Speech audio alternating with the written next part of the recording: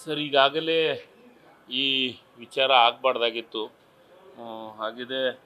ಅದಕ್ಕೆ ಸಂಬಂಧಪಟ್ಟಂಥ ನಮ್ಮ ಇಲಾಖೆ, ಪೊಲೀಸ್ ಇಲಾಖೆ ಎಸ್ ಪಿ ಅವರು ಈಗಾಗಲೇ 3 ಅದರೊಳಗೆ ಭಾಗಿಯಾಗಿದ್ದರು. ಅದ್ರ ಬಗ್ಗೆ 2 ಸಿಕ್ಕಿದ್ರು. ನಿನ್ನೆ ರಾತ್ರಿ ಇನ್ನೊಬ್ಬರು ಸಿಕ್ಕಿದ್ದಾರೆ. ಅವರು ಚೆನ್ನೈದೊಳಗೆ ಸಿಕ್ಕಿದ್ದಾರೆ.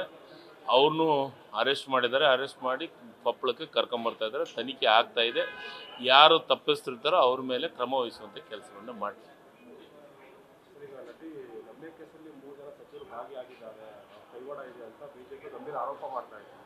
ಸರ್, ಬಿ ಜೆ ಪಿಯವ್ರ ಕೆಲಸ ಏನಿದೆ?